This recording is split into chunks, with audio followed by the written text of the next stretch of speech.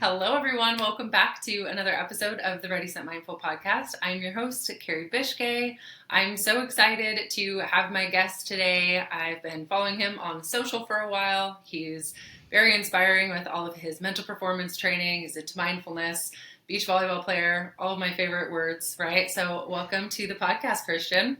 Thank you so much. I'm super excited to be here. And yeah, everything I've seen from you is awesome. And what you're doing for a living and the ways you're able to help people is a great place to be. And it's inspiring to me because it's a lot of the stuff I inspire to be able to do at some point as well. So you inspire Oh, me very much so as well. Thanks so much. aw, right back at you. It'll be a good conversation. It'll be a good match. We're both volleyball Absolutely. players, appreciate mindfulness and mental training, and I'm super excited to get into athlete mental health and hear a little bit more about your journey and all that good stuff. So, For sure. thanks for being here. Thank you for I don't having want me. to butcher your last name too. It's Honer. Honer? Honer, Honer. Yeah. A lot of Okay. people I've gotten so many different ones. Honor, owner, Homer. Yeah, it's Honer. It's like they have like harmonicas and guitars from Germany, but Love it. I think it's like two R's or two N's or something, but that's the pronunciation. That's the way you kind of like, okay, I love it. Yeah. Yeah, my last name is not super. For anyone that's listening to the podcast, if you ever wanted to know how to pronounce my last name, it's Bishke. Yeah, mine is always, I get all the fun things for mine too. People are I like, can imagine. yeah, Kerri Bisquick or Bisquecki or whatever. I'm just like, yeah, just roll with it. Sure, we'll So, go with it. Yeah, exactly. Same but here. Honer, I was like, okay, I can only go so bad with this. So Yeah, anyway. exactly. That's awesome. Christian, where are you at right now? Where are you living? Currently, I live in Cave Creek, basically Cave Creek, Arizona. It's like kind of like a Wild West town. It's kind of in the desert of Arizona. I grew up on the west side of town, but Arizona's been my home as well as California when I was pursuing beach volleyball. But currently, yeah, Cave Creek / North Scottsdale, Arizona. Love it. That's awesome. Yeah, Okay. Yeah, I want to get into it and hear a little bit about your journey, like kind of with how you fell into beach volleyball, your trajectory absolutely. as an athlete. Why don't you tell me about that? Did you grow up in California? No, so I was born and raised in Arizona, and then I played all the sports as a kid would play, baseball, basketball, and then I found golf. My dad was big in golf and baseball. So baseball, basketball, and golf were my main sports growing up, and I was homeschooled my whole life. So I kind of did my homeschool. We had our park days on Thursdays, and I would play middle school sports like baseball, basketball, and golf for my middle school, my high school locally. It was cool because I could kind of pick the ones that had it like locally to me, and so I was able to play sports as well. And so yeah, and then I found volleyball actually later than most people do, but I'm kind of thankful because I think for me I got a little burnout because I was playing from like 5 till I was like 15, 16 of those sports, and then I was just like kind of like in that mode of like I love these things, but I really want to find something new that I can kind of dive into, and that's I think that's kind of been a story of my life is finding like going diving into something for some time and then being like, oh wow, I want something new. So I found beach volleyball about I think I was 16 years old. We started playing it at my park day with my homeschool friends. And I fell in love with it. I was just like, man, this is such an awesome sport. But so many of my friends were like, oh, it's a girls' sport. Like, you can't play that. I'm like, no, it can't be. And so I kind of like dove into the AVP and I was like, no, there's a way for me to do this. So I started just going to the park, riding my bike to the park at night and just trying to find a little bit more competitive, like players and people. So I would just go there Love like it. every couple nights and bring my volleyball and kind of join in with them. And then I found I found a an open tournament, and you probably know what open is in beach volleyball. It's the highest level of beach volleyball. Like there's like or B, A, double A, triple A, and open. Yeah. And what I thought it was at that time was open gym. I was like, oh, it's open gym. I can just sign up. And so I Oh, was like, oh, sweet, I'll just sign up. And my first tournament, I played against the best players in Arizona, and they just, I think if I remember correctly, I don't think I got more than 3 points in any of my matches. And we didn't know oh the my rules gosh. of like the hand setting or like anything because we were just having fun with the sport at the time. And Oh my so, which is a gosh. beautiful place to be because we were just like, oh, we were having so much fun, even though we were getting crushed. I was like, this is great. Like, Oh my gosh. Everyone's so like, oh, these guys lost a bet and that's why they're here. exactly, exactly. And so they put us down into the sea level, and then we got last in the sea level. But we were like, we love this game, and then for some reason these guys.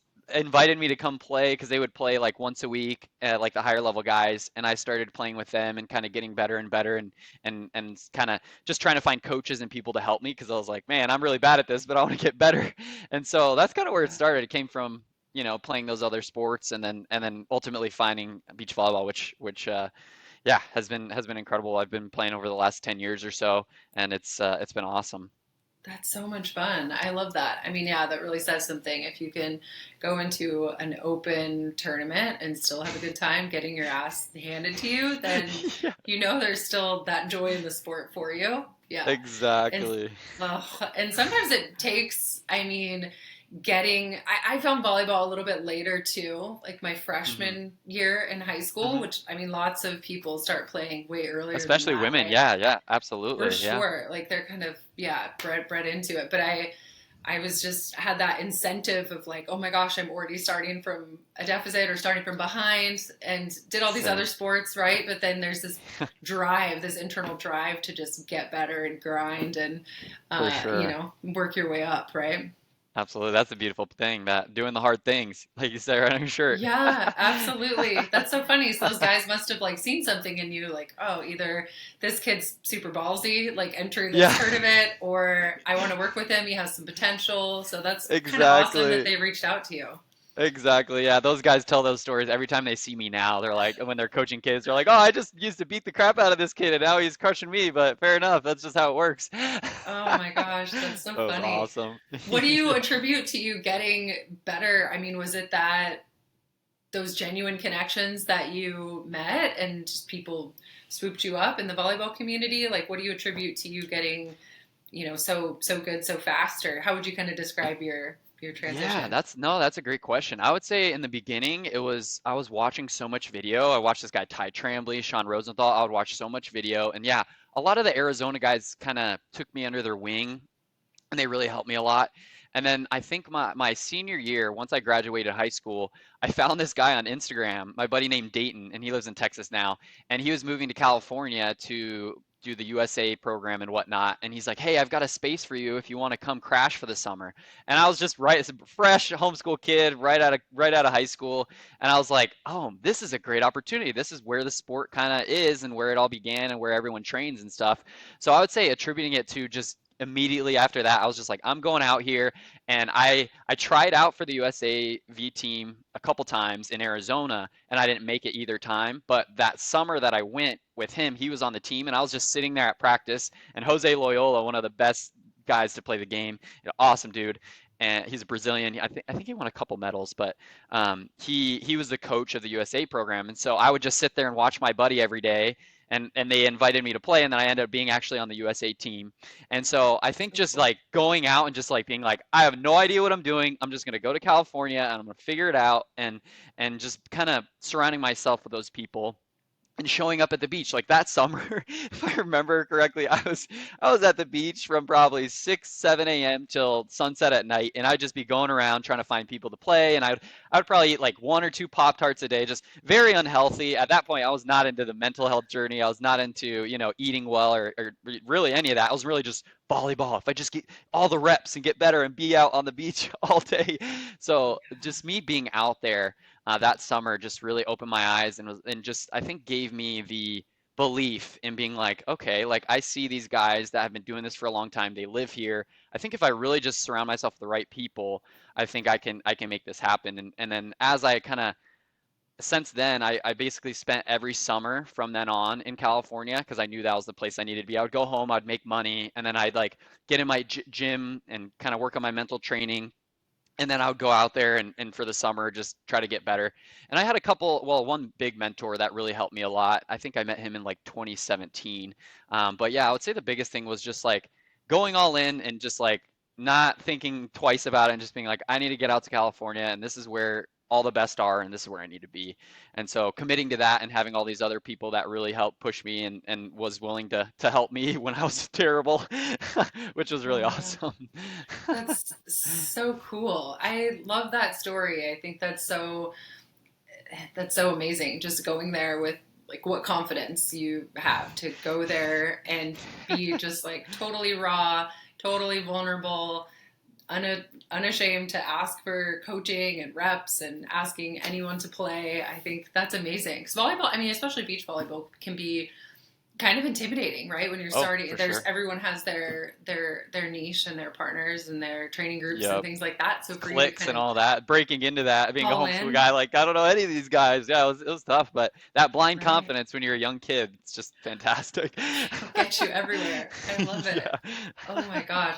So you spent your summers in Hermosa, or no, you spent your summers in California. Where were you at playing? Yep, Hermosa. Yeah, yeah, Hermosa, Manhattan Beach, right around that area. Yep. Yeah. Okay. Fantastic. Yeah, I had another guy. I had a friend. I have a friend who we played overseas together at the same time too. Same thing. He went to Hermosa, packed up his stuff in his car, lived out of his car, I think, for a while. My friend Oh yeah. Mark Barrick.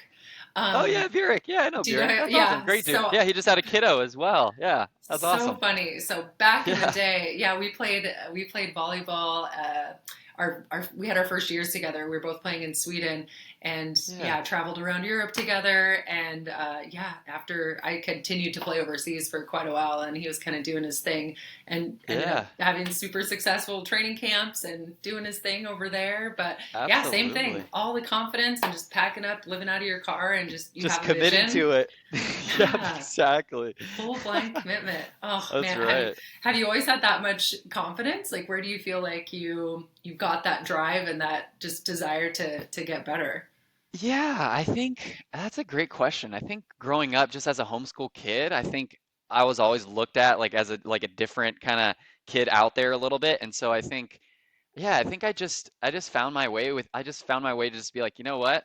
The worst thing that can happen is I'm already still where I'm at. So it's like I just need to go all in, whatever it is. So yeah, I think as I get older, especially like I think you get a little more timid and you have more to lose. So I think maybe as a kid, just being homeschooled and being like more of a unique individual and that I think that just gave me some confidence to be like, you know what? Like this I just gotta use this uniqueness in the way that I can and just kind of build that confidence from there. So yeah, Yeah, that's awesome. Yeah, I think you're right. Like, there's a lot more to lose, and unfortunately, we're a little bit more as adults, a little bit more hesitant to make certain decisions or to take leaps that we want to take. But I think, yeah, having your experience as a reference point, I mean, gives you a lot of confidence to probably be absolutely. fearless in a lot of your life decisions, right? Absolutely. Yeah, that's so cool. So I want to get into when so you spent your summers Yep. training in Hermosa back in Arizona. Talk to me about some of the things that you overcame or encountered as an athlete with your own mental health. There had to have been some barriers along the way. I'm sure Oh even yeah. as you were grinding as a kid with that blind confidence, I'm sure Oh there were yeah. some things that popped up, like I'm not good enough, should I be here? Like all these Hmm. thoughts that kind of pop up. So talk to me a little bit about your mental health and things that you've kind of overcame as far as For that goes. sure. Absolutely. Yeah.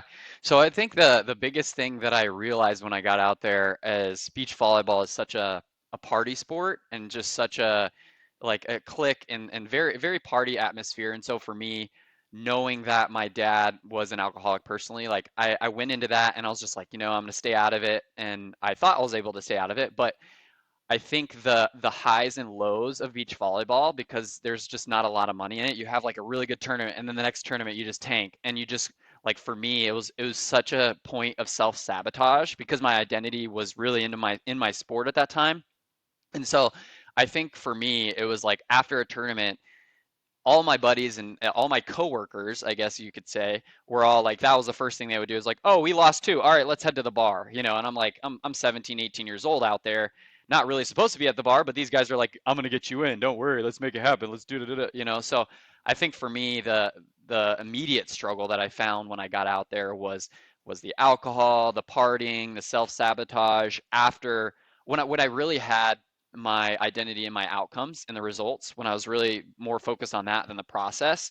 So I think that's when I really got caught up in that. And it was just like, yeah, it was like every on Mondays, people were like, oh, like we would still feel the loss that we had, on Friday or Saturday. And I get a text, like, hey, let's go to this bar, let's go to this. And I just found myself getting so caught up in the alcohol and the partying and in the self-sabotage and just yeah, really, really like these extreme highs and lows not really being able to find that middle ground. It took me a really long time to find that. And I think the hardest thing was really just, yeah, my identity was in it, and I was really so focused on the outcome. So anytime I did not get the result that I really desired, I would go straight to self-sabotaging behaviors, whatever that looked like. Typically it was alcohol, it could be pornography, it could be just anything that really, yeah, really was a detriment to my life. And I think it kept me from making money on the side. It just, yeah, I think just being so outcome oriented at the time and having my identity so stuck in that, and having those self-sabotaging behaviors like alcohol was just the outlet that I just kind of immediately went to and got caught up in, probably for until I was probably 22 or so. So every summer out there, I think that was just beat me up, and I didn't even realize Right. it. I thought I was living the dream. I thought I was having fun with friends and all that, and just delusional, I guess, would be where I was at that point. Right. Well, at 22, did you say at 22 you kind of had that wake up call? So from 17 to Yeah. 22. So 22 is Hmm. even quite early for you were probably like, "Oh my gosh, those were still years in that Yep, space." But that's for still sure. quite early to kind of have that realization. I think so many people like I always refer to Hermosa as like it's like Peter Pan land, right? You have like these Yep.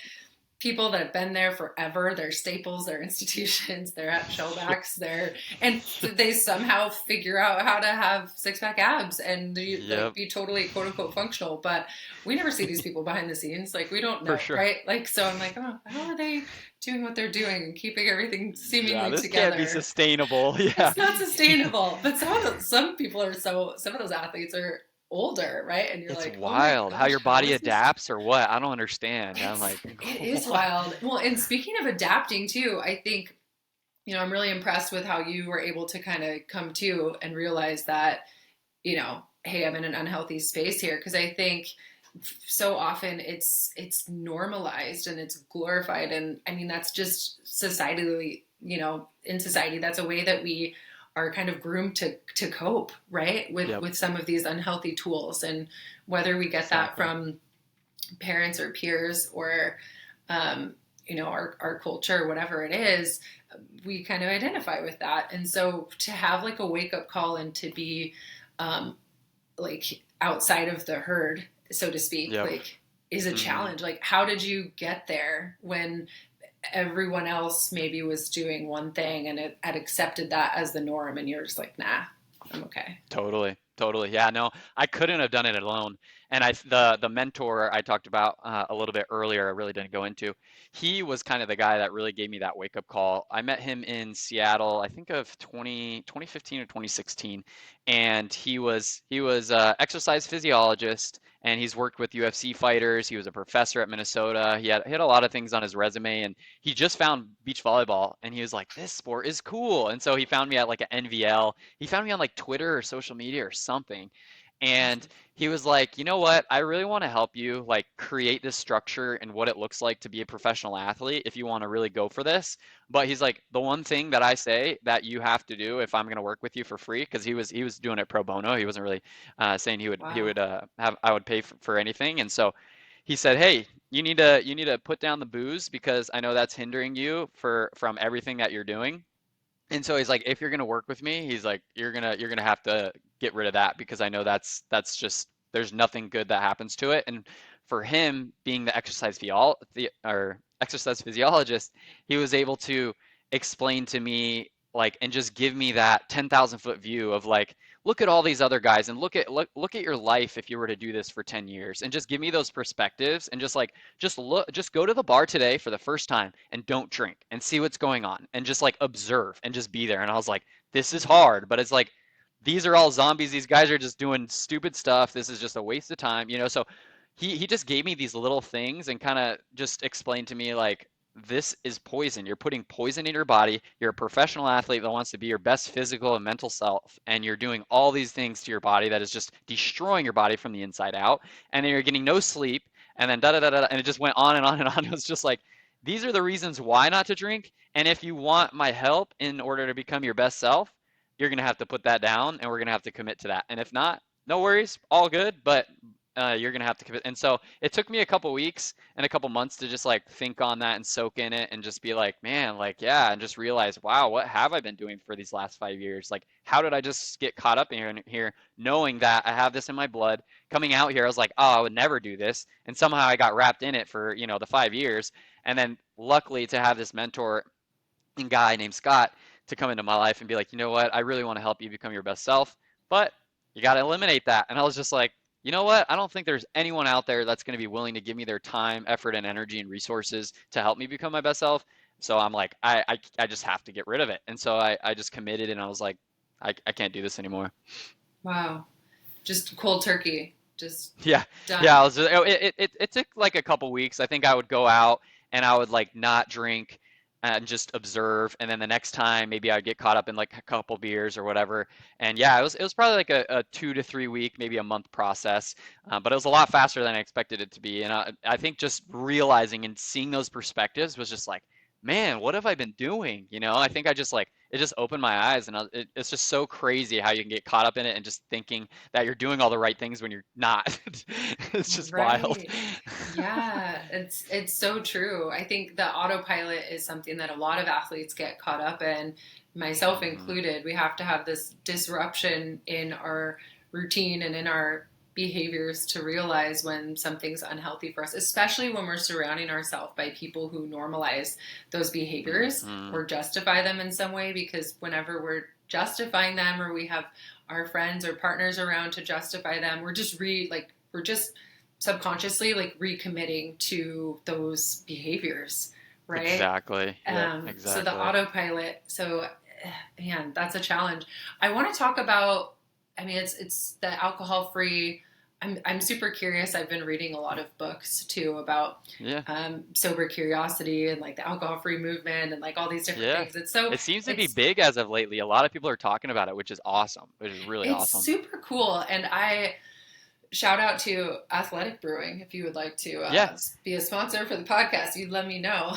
they're But I'm awesome. I'm I met such them a big years ago fan. at yeah, they're great. My dad now, he's been having them too, and I pass them on to Oh, everyone. I'm like, you guys totally take advantage of these people because they're awesome. they're They're so fantastic. Like the flavor, because sometimes I mean, after you're working out, you're putting in like a sauna sesh or sweat sesh, whatever, Yep, and you just crave that kind of carbonation, and it's really the for sure. ritual, right? I think too, Yeah. and so that's a very healthy alternative for people who are Amen. still wanting to not have all those calories and all the alcohol and not good stuff that comes with that. But and it's Absolutely. and it's so funny. It's great too because I've been noticing that pop up at a lot of. I'm over here in Tampa, Florida, Hmm. but it pops up at a lot of places too.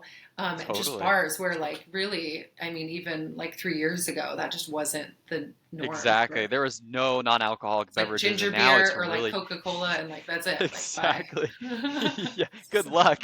You don't have many so choices here. right? Those are trying to be more inclusive for, hey, you want to hang in our space? We'll make fun, fun mocktails and different things for you to Yeah, enjoy. So that's a cool part of it. Um, absolutely. Walk me through like the perspectives piece of that. It's such an interesting exercise to go to a bar, or to a brewery or whatever. And I think a bar especially, because if you go at certain times, it's a little bit more interesting because people's Hmm. intentionality is very different. For sure. But what were some of the things that you were noticing where it made it easier for you to be a little bit more put off or more committed to being alcohol free?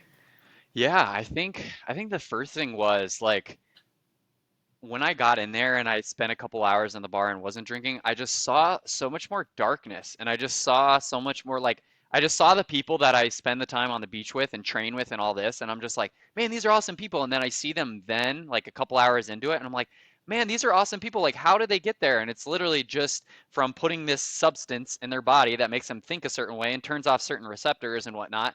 And so I think I just saw like the more of just the energy of that place, and I was just like, man, there's nothing good happening here. Like there's literally zero, like maybe someone's going to get a business deal or something out of it or whatever, but who knows if you'll hear from that person in weeks. Like you don't even know if they'll remember it. Sure. So I think for me it was just seeing the darkness of it, and then I think just like in that moment seeing like, man, if I was doing this right now, like if I was drinking right now while I was going out there alcohol free, like remembering the times where I woke up and I missed practices and I woke up and I felt like crap and just like remembering that and being like, okay, I left the bar at 11 today and I watched all these people go really dark and they're still there and I'm in bed by 11, which is way better than normal. And I think just yeah, just kind of remembering the times there while I was in the scene, but not doing the thing that kind of hindered me and kept me from where I wanted to go. Yeah, that's a good point. What an excellent exercise for anyone to do. I think I would definitely encourage people listening. If you're an athlete, you're listening to this, and you feel like drinking has slowed you down in some way, and you don't know really where to start. I mean, here's Christian here. It's a great exercise to do to just kind of put yourself. It's hard, right, to put Yep. yourself in that situation, Yep. but just be an observer, and Yep. that's really what I mean. I practice what I preach all the time with mindfulness, right? The goal of mindfulness, you're just being an observer of those thoughts and those behaviors and what's working and Yeah. what's not. But to be like an Hmm. active participant in your life, right? Yep. And if you're an athlete with specific goals and really ambitious, like high performance goals, then it's like, okay, what's slowing me down here? And oftentimes alcohol is really, I mean, I get a lot of shit for sleep too. My athletes always try to justify to me, like, I'm good on 4 hours. I'm good. I'm like, you're not good, I swear. No So, way. but it's hilarious. So everyone always wants to justify their alcohol consumption and their Yep. sleep, right? Yep. And I And think it's the so best bang for your buck. Like a lot of people are like, okay, totally. can I do more cold plunges? Can I do more this? Can I get more training? It's like I can just eliminate one thing and then I'm gonna, so many better things are gonna happen. And one other perspective that really helped me through along that journey is my mentor, he's like, all right, instead of Friday nights when you typically would go to the bar, what we're gonna do is we're gonna have your toughest workout of the week on Friday nights. And so Mhm. I call it the Friday night workout. I probably did it for 3 years straight. Every Friday night, I would show up to the beach wherever I was at, and I would put on a weight vest. I would try to ask other people like, "Hey, do you not want to drink tonight and come to the beach with me and get a workout in? Because we're gonna be so Aw, much better." love And it. so that really changed. I think a lot of it too is because I was out there and I was getting better ending the week when everyone else was slowing down after they had a good training week and they would go to the bar and they would slow down and then that would progress to crushing the rest of the week and destroying the rest of the weekend. And when I had that Friday night workout every Friday night, I would go home, I would get a great meal in, I would get to sleep at night, and I'd be like, my competitors are drinking and I'm getting better. Look at this. I'm going to take them Right. down. So that was a big mindset shift too, is like, all right, let me finish my week strong and basically eliminate that habit, which is easy to do, or well, not easy to do, but easier than pushing yourself and doing all these other things. And then just transitioning that to be like, all right, this is my time to just get even better, finishing my week strong. That's awesome. I think there's something so satisfying about that. Like, I remember doing extra reps when I was playing overseas, and I was constantly afraid of someone coming in and taking my spot if I were to Yep. get injured or I had a bad game. They're like, oh, you won't get your bonus this week, and this person's going to start over you, or whatever. So I was like, I'm just going to grind, like, probably to an unhealthy extent, right? Yep. But yeah, once the jump counters stopped and everyone went home, I would just stay and do all these reps Yep. because there's something so addictive. I'm like, oh, I'm going to Oh make yeah. my addictive personality work for me and like rep this out because it's Exactly. so satisfying to, know what that other people are either sleeping or, icing or Taking the night drinking. off or whatever. Right. Yep, exactly. Relaxing. You're like, I'm out here grinding. Like, so Yep. satisfying. So, how Yep. much pride did that instill? I'm sure there was so much momentum that, kicked in. Like you said, the Friday turned into probably a pretty productive weekend and definitely productive workout weeks. So, you're just constantly building this confidence Yep. for the, grinding it out. Yeah, it was the best way for me to finish the week. Like it was so cool too because it added so much camaraderie and it just I remember I would we would do like medicine ball stuff. We would chuck these heavy chairs. It would be the most creative workout of the week. It'd be awesome. And I just remember like crushing XYZ person. Like I'm crushing them right now. Like I would just literally like have that mindset of like, you know what? They're drinking out there at the bar and I'm just getting better. And I think every single tournament that I came to after that was just like, you know what? Like every time these guys or like while I was competing, I was just like, every Friday night these guys are doing something that's hindering them. And every Friday night for the last 2 years, I've been just crushing. And so that gave me just so much more confidence. I'm like, you know what? If I do that every Friday for a whole year, that's 52 extra workouts that all these other people are probably not getting. Because most people don't work out on a Friday night, to be honest. Like even if you're an athlete, most people finish their week maybe a Friday night morning workout, or maybe they're Monday through Thursday or whatever, and you're like, all right, the weekend's here, whatever. I think we can do that in other ways too, in business or whatever. We kind of take the foot off the gas. Let's kind of just chill. And I Right. think, yeah, that just brought some just confidence. And like you said, that adrenaline of just being like, I'm putting in more work than these guys, and I'm finishing my week off really strong, and I'm replacing it with something that I did terrible. So that has to give me some incremental huge gains from going to drinking to crushing a Friday night. Oh, for sure.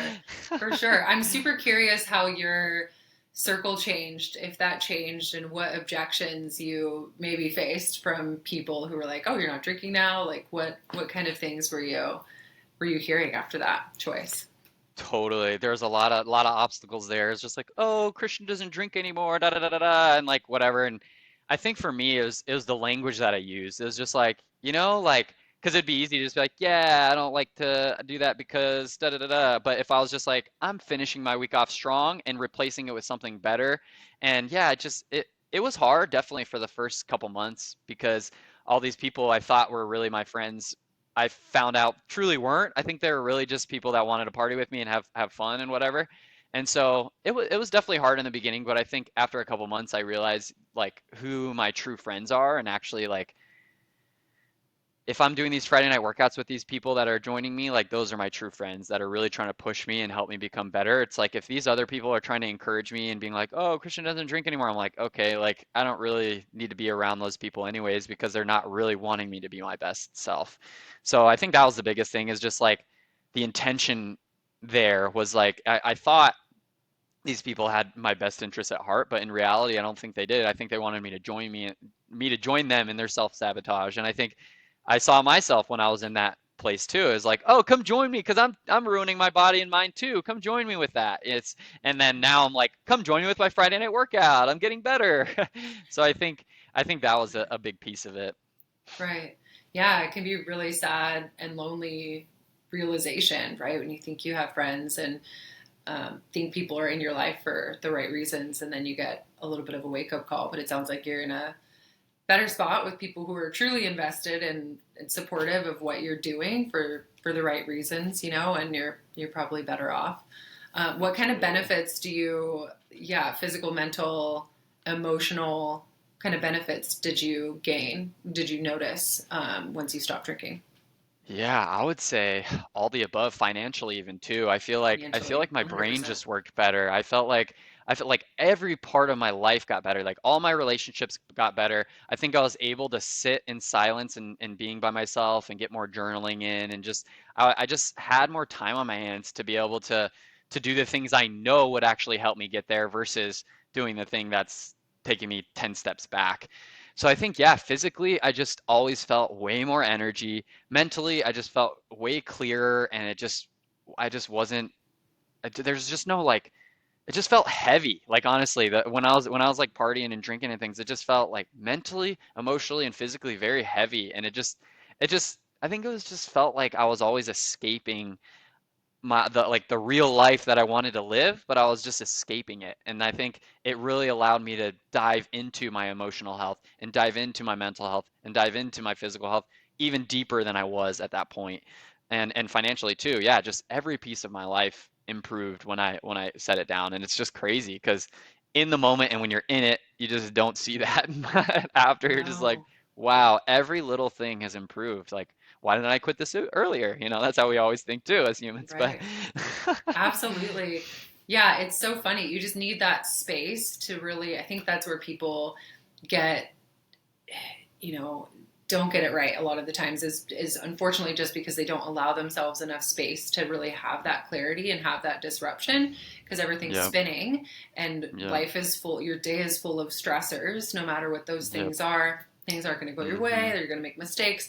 And so people who don't have those tools like journaling and meditation and outlets like beach volleyball and lifting and sand dune training, all the fun things, Yeah. they're going to be the ones that are reaching for alcohol, unhealthy relationships, porn, like you Hmm. mentioned, all the unhealthy coping tools, because it's easy, right? Yep. But what happens with that is like when you the first image that came to mind is like I cook on cast iron pans. My husband and Yeah, I we like that's collect awesome. them from antique stores, and we just love cast iron.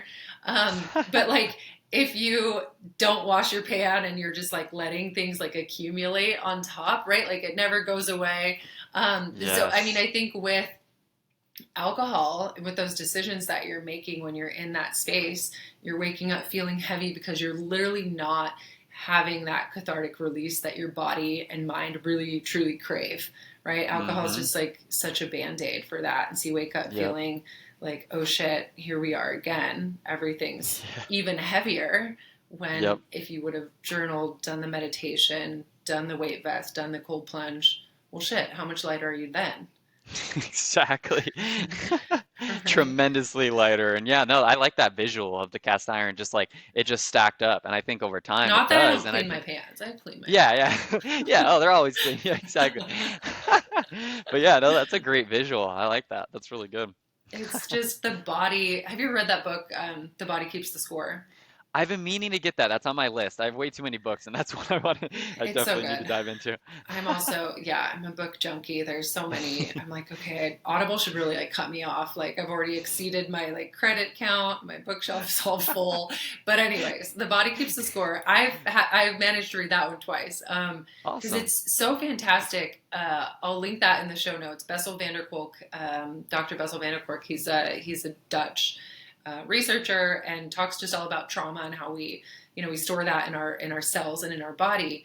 And he did a Mm, lot of work with veterans and people with PTSD, and did a lot of like cathartic exercises to release the trauma. Because mm-hmm. literally, if we don't do things like yoga or meditation, we're working out, especially yoga and meditation, because we're releasing that trauma, we're releasing that negative emotion from a Mm, cellular standpoint, right? We're mm-hmm.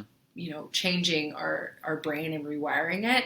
It's just Yep. the coolest thing. So once you realize that, okay, my body holds on to those losses, and when I don't fully allow myself to process like the grief of that loss, I mean, it can feel devastating, and you work so hard, and the grief of anything really, and you're moving too quickly in order to process something, you're not really processing it.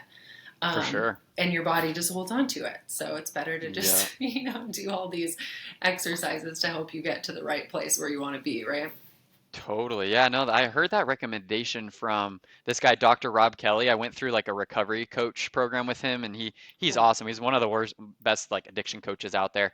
And yeah, I just learned about like neural pathways and how the brain and I was just like so intrigued, and that was the number one recommendation he had for me to read. So Uh, that's powerful because I think he Hundreds. says everyone has trauma, and it makes sense. We all, whether it's like for someone it could be, your brother dying at a young age, or someone, it could be your mom just slapping you when you're a kid. It could be anything really. And I think, yeah, having those ways to eliminate those and reprogram the brain is powerful. Yeah, absolutely. I'm super curious because I know you're really big into mental performance and mental health, and you've talked a little bit on athletesmentalhealth.com. Is that right? Yep. And Yep. opened up and kind of shared some of your struggles with mental health. I want to hear how you have kind of managed your anxiety and managed your low points. What are some of the tools that have really gotten you through and into a better spot? Absolutely. Yeah. I think the first thing that opened my eyes is I got this hypnosis program when I was I think that was probably early 2019. And this guy Joseph Clow, he has this program that yeah, basically just reprograms their subconscious mind, and a lot of it comes down to the feeling of not feeling good enough. And I think that's where everything really stemmed from for me, is just when those outcomes and results didn't happen, I immediately went to that feeling of not being good enough and not feeling capable and not feeling, enough, all those feelings that we get. And he created 3 hypnosis tracks for me after going we went through like a bunch of questions and answers and things that I went through with him, and he created 3 different hypnosis tracks for me, and I would listen to all 3 of them every day for probably like 6 months or so, and it really started to reprogram my brain to really find more of a middle ground because I know I felt like I was just having these severe highs and lows. And I think it Hmm. was just because of those feelings of not feeling good enough. And then when I was on top of the world, I felt like I was like the best in the whatever. And then bam, tank.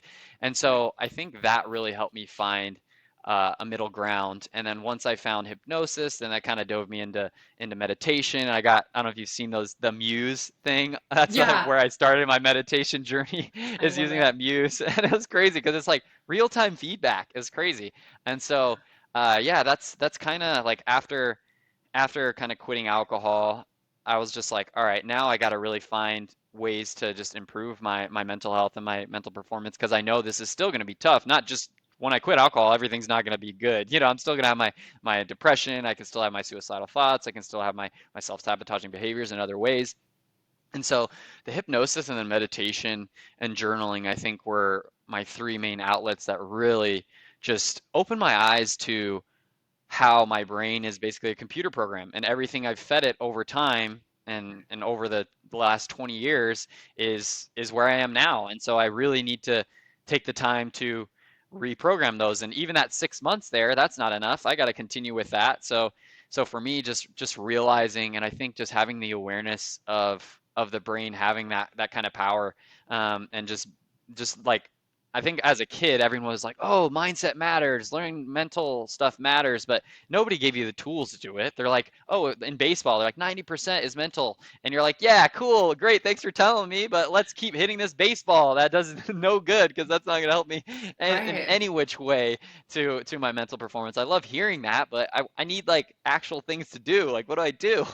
So I Right. think finally finding or just understanding that hypnosis can really dive into the subconscious, and then meditation can kind of just help me kind of organize my thoughts and really just be more present and in the moment. And yeah, just finding those couple tools at that point just really severely helped my mental health and was able to kind of rid me of a lot of those self-sabotaging behaviors. Yeah. I mean, I'm so glad that you mentioned, yeah, the journaling, hypnosis, and meditation, like the rewiring of your brain. I love everything that you just said. Like we feed ourselves this narrative of who we are and what we're worth and what's normal and what we're going to accept and the types of relationships that are healthy and and what's not. And it's Yep, like eventually you have to get reflective. Again, that's allowing yourself to have some space, like enough space exactly. so that you can kind of make these, you know, answer some of these questions and get reflective. But the biggest question I always tell my clients to ask themselves is this still working for me? Right? Is it the Mm, relationship? Is it the workouts? Is it the behaviors? Like it was serving me at one point, but for what and for why? yep. Right? Like, Mm-hmm. okay, I was escaping, I was hiding, I didn't have the tools, so drinking maybe was filling a gap, right? Mm-hmm. But then, is it still working for you now that you have this like new awareness of how your brain works and what people look like when you're sober and they're not, right? So is Yeah. that still working for you? Oh So yeah. I love that you're just so invested in taking the time to be reflective. I think it's super refreshing. And one thing that I'm really passionate about with Ready Set Mindful is, obviously like as an athlete, college athlete, and playing in college and playing overseas, I heard the same thing, right? Like mental, like mindset's everything, like all about mental performance. I'm like, how the hell do like we actually do these things though? Like Yeah. who's teaching me like how to do these things? It was just like the thing that you say as a broken record, and you just send everyone home to like figure this shit out. And so I was like, Yeah.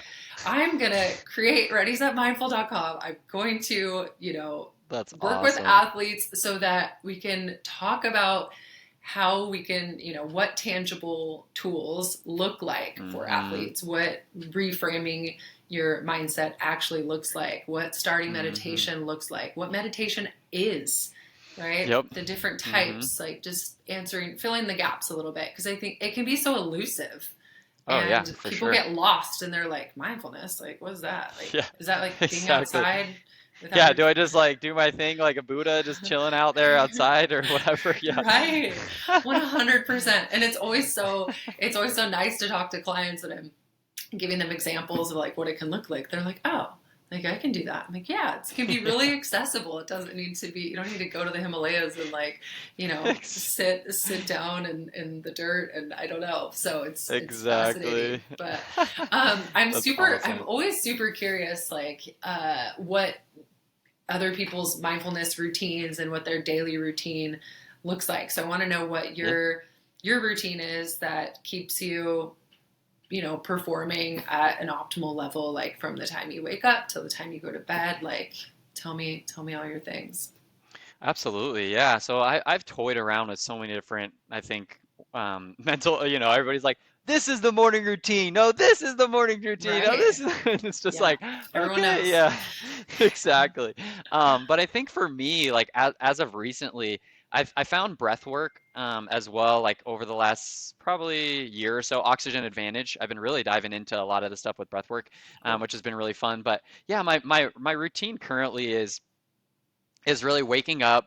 I try to get outside as soon as I can. I try to eliminate my phone for the first hour and a half of the day, Awesome. because just that like I notice every time I go on my phone in the morning, like it just takes me into the route that my phone's taking me. It's not the route that I want to go. It's just like Yeah. I know So my true. my brain is just like programmed, and so it's like if I immediately go to that, then it's like oh this idea, oh I should do this, and then my it just goes off into and the rest of the day is just not nearly as productive, or I'm not as nearly fulfilled, and I just don't feel as good if I start my morning with my phone, because that's been a big thing for me is trying to keep that hour and a half in the morning, getting right outside, getting my shoes off, or those feet prisoners or whatever people call them, and I and love it. getting my feet into the earth. I just watched one of those documentaries on grounding, and so I've been kind of Yeah. intrigued by that, and that's been pretty powerful. So So yeah, fascinating. I love to just get outside, not have the phone in the other room, so I don't even have to think about it. Because earlier on, or even a couple years ago, or even like a year ago, 6 months ago, that would be the first thing. I would just reach for that, and it's just like I felt like I was being productive, and it was just like, no, this is not productive at all. So Right. yeah, so I would get outside, I would do my walking, I would do a little walk, a little grounding, and then I like to do just some movement. I love animal flow, and I just kind of do some animal flow, which probably looks weird to people. They're like, "What are you doing out there?" I'm like, "I'm being an animal. As long as I don't make I any love weird it. noises, I think it's fine." But Totally. Make the noises. yeah, yeah, exactly. And then I'll do a little breath work. I've been trying to increase my Bolt score, so I do a little breath work, and then yeah, I'll have my Bible with me. I'll do a little reading of the Bible, and then I used to listen to my affirmations from my phone, and then that would keep me on my phone. So I was like, all right, let me just create some affirmations on the top of my head, because my brain's super powerful. So I do a couple affirmations off the top of my mind, and then I either have my John Wooden Pyramid of Success book that I'll read, Nice. or a couple other books that I'll kind of just at least a page or two, and then yeah, that's basically how I start my day. I'll maybe do some push-ups, but yeah, the walk, the grounding, a little bit of journaling, a little bit of breath work, a little bit of movement, a little bit of Bible, and then some affirmations as far as like where I want to go, and just to kind of try to program my mind to go in that direction that day. I love it. And then sleep. You sleep. You prioritize your sleep, right? Oh yeah, absolutely. This Aura You're ring an has been early super sleeper. helpful for me. Aura, Yeah, yay. yeah, I love Aura. Yeah, I would say typically 9:30, 10 o'clock is the latest I go to bed. I try to get to bed even earlier than that, but yeah, early to bed, early to rise makes a man healthy, wealthy, and wise. So yeah, Right. that's I very, love very that. important. Oh my gosh. Yeah. Not to brag. I went to bed at 7 last night. So Oh, that's incredible. That's a not a brag. big That's a deal. great brag. Humble That's brag. the best brag ever. Yeah. I was I love so that because then I just feel so good in the next day. So it's the best kind of brag. so exhausted. It was my husband and my second wedding anniversary yesterday, Awesome. and so we were Yeah. like, "Should we go out to dinner? Should we do the thing?" And we are both just like exhausted because we just drove back from Vermont to Tampa, did like a 20-hour Yeah. road trip with our dogs, and we're Wow. just like, Yeah. we're spent. Like we ordered Thai, we were in bed by 7, and we're like, "Is That this is what our awesome. marriage looks like?" I'm like, "Are you okay with that? Are you okay with that?" And we were Yeah. both just pretty stoked on it. So I think there's That's maybe amazing. future dates to come. The old 7 p.m. Absolutely. Yeah. I'm the So, same way. I'm like the earlier I can do things so I can go to bed is essential because sleep right. is yeah, it really is a performance enhancing drug. I really believe. 100%. And the people, I found that with that lifestyle shift for me too, and I started going to bed definitely earlier and not going out as much, different things like you do find your social circle shifts, and the people that are wanting to be in your life and join you for those early workouts and aren't shaming you for being lame and not going out, they're the Yep. people that also have similarly aligned goals, and they're the Yep. ones that fill you up, right? Like, Exactly. so those are, you find your tribe one way or another. Sometimes it's those tough Absolutely. decisions, but Exactly. Yeah, the hard thing now for me is I'm a nerd with sleep, so I'll like tape my mouth. I have my nose oh, spacers I on. mouth I tape just like too. all the above. Let's talk about it. I love it. You're a mouth taper. Oh my Yeah. gosh. I love it. Did you read have you read James Nestor's book, Breath, by any The chance? breath? No, I did Oxygen Advantage, that book, but I haven't read the James Oh, Nestor one yet. No. so good. And I haven't read Oxygen Advantage, so we'll just challenge each other. You read Breath and I'll read Absolutely. Oxygen Advantage. On it. That's on my my Oh, Amazon cart. dude, it's so good.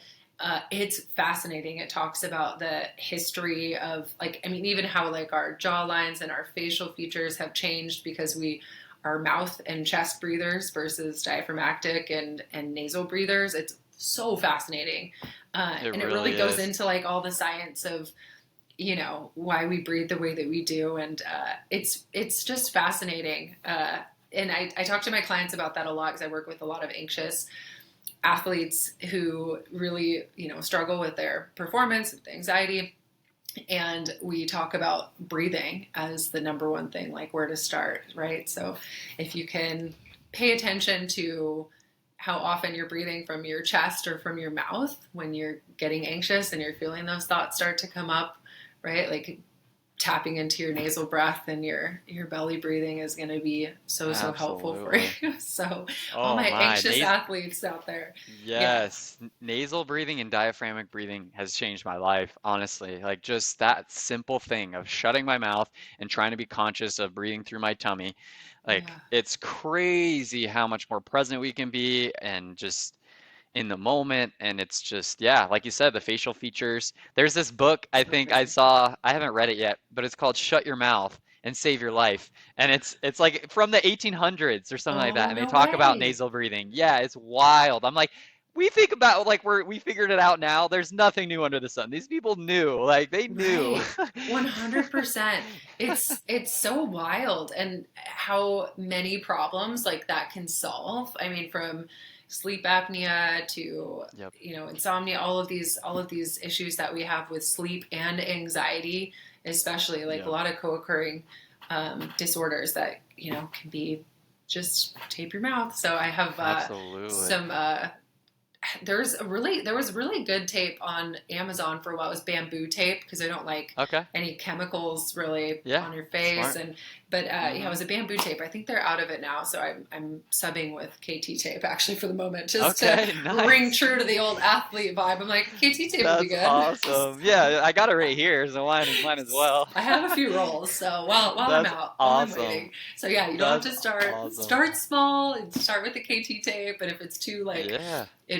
intimidating for you, you can cut it into like a smaller strip. A lot of people are like, oh, I Mm-hmm. don't want to feel suffocated, but it can be just For like, sure. pretty small amount of your lips. So Yeah. And there's the Oxygen Advantage company. I just got my first kind because I used to use the Sominex, I think it's called, and it actually goes over your mouth. gotcha. But now this one that I've got now from Oxygen Advantage, I forgot what it's called, but it doesn't go over your mouth. It literally just goes around your mouth. And so I Oh, think the idea behind that is subconsciously training you to shut your mouth. love it. And it's been interesting. Like it's weird because it's like it's not shutting my mouth, but I think I think over time, a couple of years of using it, I have a good feeling that I'll be able to do it subconsciously versus having to have that tape, Right. which would And be really awesome. that's so cool. Well, and that's what it's all about too, right? It's like we can be, um, yeah, like it's the wiring, the default wiring that we're really trying to change. So when you're conscious of it, Exactly. sure, in those moments, but like, how can I do this all the time or more of the time than Hmm. not? So Yep. that's cool. And it's Okay, I'm funny, putting even that on my even list. throughout my yeah, even throughout my work day, I'll have my nasal spacers in because I think just having that there or like the breathe right just makes Yeah, me more conscious of just shutting my mouth throughout the day. Because at night, obviously, you're not yeah, it's not going to be the same. But throughout the day, if people are looking to try to implement that, just having something on your nose just makes you think about it more and makes you and then I'm like, okay, I got to breathe through my right. nose. Okay, let's breathe through my diaphragm. And it just those little things, if I can be, five more conscious breaths throughout the day, that's going to make a difference. So much better. Yeah, it's that my friend Rachel and I always say, and I have these my shirts. I'm not wearing it right now, but I have a 1% better shirt. And my friend Rachel, I interviewed her on the podcast a little bit ago. She's a lieutenant colonel and she's a beach volleyball player too. And we're always Awesome. talking about, yeah, how can we be like 1% better, right? And so that 1% is oftentimes like a visual cue. Like I'll have clients also with like post-it notes. Like I'm all about visual cues. Like what's gonna cue that trickle of again the breathe right strip is then gonna okay, oh crap, I gotta breathe through my nose. Okay, now my diaphragm, and then you're cued up for at least at Absolutely. least a little bit of intentionality. And then next time you get a work break or something, you're looking at that hot pink post-it note or something, or your breathe right strip, and Exactly. cues you again. But Exactly. That's yeah, awesome. Those little triggers that we can remind ourselves to keep these habits and to work on it is big. it's true because we're just all about autopilot, right? We do so many things on autopilot throughout the day, Yep. so we have to disrupt that pattern. We have to disrupt those moments to be intentional, to be mindful, to be present. Otherwise, those days, I mean, I think it's the saddest thing in the world when people are like, where did the time go, or like where did those years go, or how did things pass so fast? And I'm just like, Yep. my goal always is to like, how can I savor this? Sure, you have shitty days and shitty moments, and things happen, but like, how can we kind of savor and move at a slower pace so that we're not like really truly feeling like so much time has passed without any intentionality, you know Mm-hmm. being aligned with your Absolutely. Yeah. goals. um, Amen. Yeah. what do you feel like are the biggest impact factor for your just overall mental performance or mental health? Like, what's your bare bones thing? Maybe like one or two things that you really need that you feel like if I don't get this, like I'm kind of screwed for the day. Yeah, no, that's a great question. I think it's funny because yeah, for us, there being nerds about it, it's just like there's 25 different things, but it's like, all right, So what are many. those few things? Yeah, exactly. I know. You can give me a top three. I'll allow Yeah, it. fair enough. Yeah. So something that it's tough because it's like I started doing jujitsu like 2 years ago, Okay, and cool. it's been phenomenal for me. The only thing is we have night classes, so it's like 6 to 8:30, and so I have to shower and get to bed, and like it kind of like puts my night and sleep not as good. But Yeah. man, the community and like I feel like the therapy that I get out of it, and just like the camaraderie that I've never experienced, even though the volleyball I've played and been around awesome people and whatever, I've never experienced that kind of community or camaraderie, like, and just doing a really hard thing every day, Yeah. like just showing up to that. I'm like in the parking lot. I'm like, do I really want to get choked out today? Like, do I really want to get like bruises all over my, but do I really want to roll with a guy 100 pounds heavier than me? Probably not. But Right. every time I do it, I'm so thankful that I did, and Uh, I just feel better for it. And yeah, so I think that's something that even if I don't do it, like I try to compete a couple times here, and even if I don't do it that way, I think that's something I want to do. Honestly, it feels like therapy to me. Like I went through a lot of therapy myself and counseling myself, but honestly, it feels like therapy just because it's such a good community and it's endless learning and it's a really hard thing to do. And there's just like so many bangs for your buck, I think, in that one thing. yeah, And then I'm working on my breath work there. I'm really trying to shut my mouth, even though it's really hard when someone's about to strangle you, just to be like, for all right, I'm sure. okay. Like, Right. Just get through, get through. yeah, because then everything else in life, if something happens tragically in my life or whatever, I feel like I can deal with it so much better now because of that tool of like putting myself through hard things and so yeah, I would say that would be one. And then I think I would say it's hard between breathwork and meditation. Like it's hard for me to like because I like to do both of them throughout the day, but if I were to Right. choose one, I would probably say I'd probably say meditation just because for me breathwork seems a little more active, and so Hmm. meditation for me just slows me down and kind of gets me kind of more prepared. So I would say meditation and jujitsu if that would be my two, I would say. Yeah. Good for you for narrowing it down. I gave you three and you chose, you're Oh, like, you did okay. three. Oh, No, dang, got no, me you're good. good. You're good. I changed it because you were like, I could feel the pull. You're I like, was just gonna oh. spit like 20 out. I was gonna.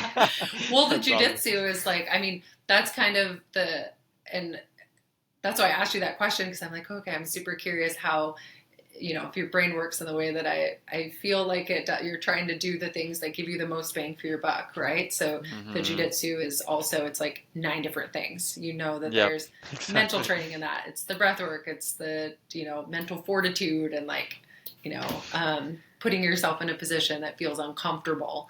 Hmm. So yeah. And then Yep. the meditation is like, you're so active and Hmm. athletes are so active. We have to have that balance, the other side, that reflective time and that observer time to just, really just Just sit sit in the and be uncomfort and observe. sometimes. Yeah. Exactly. The Yeah. Yeah. It's discomfort. so rare. I think it's so rare in the athlete's life, I think, to have those moments.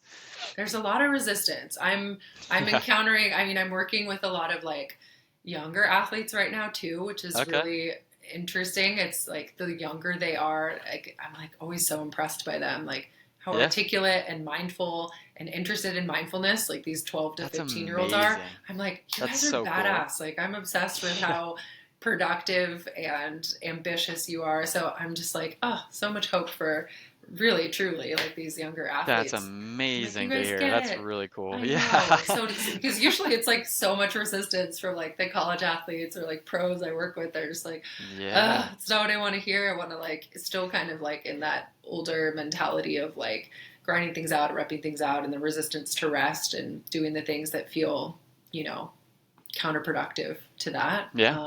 But Hmm. that's why we're changing things, Christian. That's why we're making Exactly. meditation accessible and yeah, for athletes all over the place. So Yeah, and for them to know what to do in that 90%, or at least a couple exercises or things. Because yeah, like we said, everybody's like, "Oh, mental mindset is key, 90%, not and nobody knows what to do." So sharing right, that and giving people the tools to actually sit down and be like, "Okay, like yeah, if I make a highlight reel of myself and watch that, that's going to be, an exercise. Or if I recall the amazing performances I had, that's another exercise, just like the meditation or 100%. things like that, just people to be able to, and that's really cool to hear that people at that young age are open and willing and diving into it. Because I know for me, I've just Yeah, been a nerd about it recently as well. And I worked with, yeah. I've only had one mindful client or mindset client, and because I haven't really promoted it too much, but um, and this company is called Winning Mindset. I don't know if you've heard of it.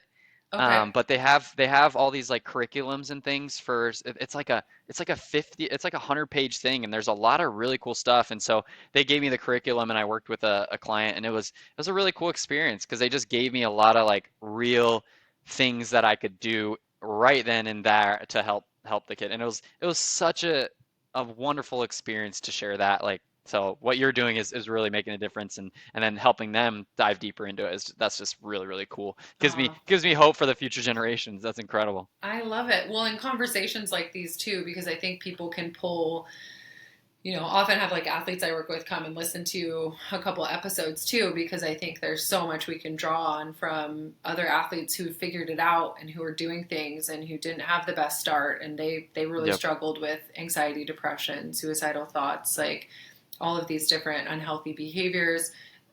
It's like, okay, well, how did that person? I think for me too, that's always been my thing. Like since I was younger, I mean, since I was like probably 4, I was asking my Hmm. mom the question, like, how did that person get from A to B? Like, how did that Yeah. person become successful? My mom says I was like obsessed with that question and she would get so annoyed. I'm like, how did he become a business person? What are his steps? And I was always like very checklist and very Step steps. by step by step. Yeah, so That's she's like, awesome. "Oh, of course you became a therapist," and like, "Oh my gosh, of course you work with athletes." She's like, That's that's amazing. your vibe."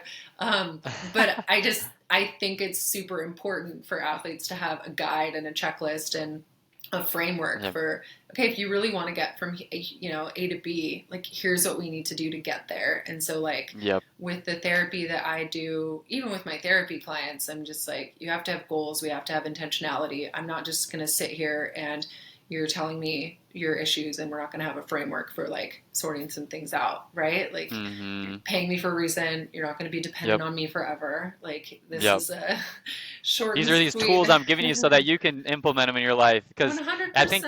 think everyone's so caught up in the doctor mindset or the whatever. People, oh, give me this, okay, take it, and that's it. It's like no, Right. like you have to actually like take it and almost be a student yourself and and be able to implement it into your life.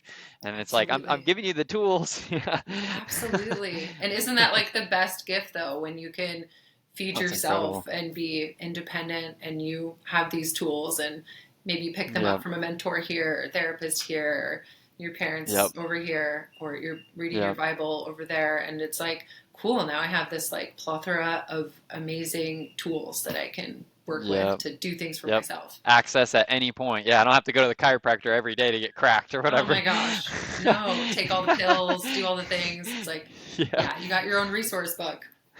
Yeah, exactly. fantastic. And if anyone listening, any athletes, if you want a checklist and you want that framework, as I talked about me being obsessed with, make sure to go on readysetmindful.com. I have a free checklist for athletes who want to manage their anxiety. So there's that framework for you there.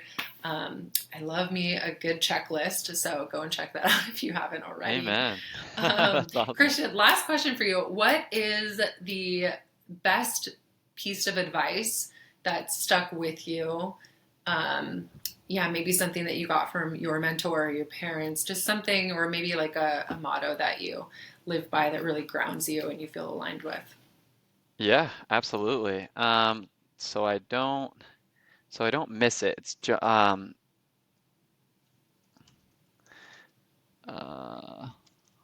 let's see. The quote from John Wooden on Okay. success. Let me see. I have my book right here. One Yeah, go moment. grab it. Oh, good. It's the pocket book of the mindfulness. I've had this for like five Yes, years. It's all wrecked. It's that's like it's amazing. It's destroyed, but been it's the weathered. best. Yeah, for sure. Let's see. Oh, that page might be. Let's see. John Wooden. Yeah, that's Love my it. guy. That's a Yeah, guy. Yeah, he he's it's got a crazy bunch because of good ones. he does. The when I graduated high school, that's the first book that I got from a buddy, and then every single coach or the mindset coach, physical coach, they were either like pen pals with him or like something. Like it's crazy. Everyone that I know and like has been in my life in any shape or form has like known John Wooden in some way. It's That's crazy. so interesting. Wow. So it's Yeah. super in alignment for you to Yeah, just exactly. follow his framework. Exactly.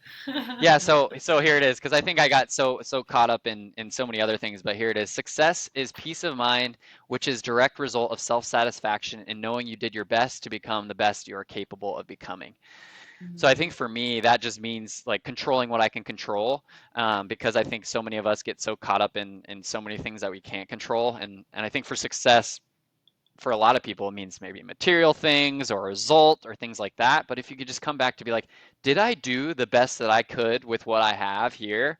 right. I think that once I realized that, I think that helped me in areas of an athlete, in relationships, in business, and whatever. I think so. Yeah, that John Wooden quote I is love it. phenomenal. That's a strong one, a good one to live by for sure. And just the isn't that the ultimate, like when people are pointing you in a direction, like with this Bessel van der Kolk book now and Yeah, the breath book. But yeah, if you hear things from multiple people, you're just like, okay, great. Now I can't deny it. I gotta go and get the exactly. It's thing. the truth. Yeah, exactly. Gotta Right. go. That's awesome. Well, thank you. This is all of the time that we have time for today on Awesome. the podcast. But thank you so much. I have enjoyed our Yeah, thank you. conversation tremendously. And if Heck yeah, people I want had a to blast. find you on social and athletesmentalhealth.com, like where can people find you? Yeah, absolutely. So You can find me at Christian V-Ball on Instagram and on Facebook. And I'm coming out. I'm starting to build a community athletes mental health. It's kind of in construction, but if you go Okay. there, then you should be able to find it. And so yeah, basically what I want to create was that with that is just a place where athletes can come and learn from each other and just have. It's basically going to be like a forum, and then I'll also have like a free classroom where people can get access to some meditations and some hypnosis stuff, and then also like a once a month call that we can all hop in. But basically I wanted just a place to people can go and say, hey, I'm struggling with this, and then have another athlete maybe is like, oh, I've went through this, these are the tools that I've helped. I just think where we're at right now, we need more community than ever, and especially with athletes just struggling in the mental health arena. I just want like a hub or a place that athletes can improve and whatnot. And so yeah, Oh, that's where I'm at now. I And love I'm that. building a couple other things like the FridayNightWorkout.com. That'll come soon. I'm going to start doing some group classes every Friday night with people to help them crush their week on Friday nights as well. So yeah, you can find me over So there. cool. I love it. So people can go and work out with you on Friday nights if they live in Arizona where you Yeah, that or live. I'll be doing it virtually. Yeah, exactly. I'll have it on Fantastic. virtually. Oh Yeah, my so that gosh, that anyone is can do it online. Yeah. oh, that's so cool. Okay, I'll be sure to post all your links in the show notes and we'll get everyone to join you for your Friday night workouts and such an amazing resource for athletes to have that peer-to-peer network that's so valuable. And so thank you for putting that together for athletes. I appreciate that. Absolutely. You're awesome, Yay. Kerri. Thank you so much You're for your awesome time, and too. I appreciate you. Absolutely. Okay, bye everybody. Take care.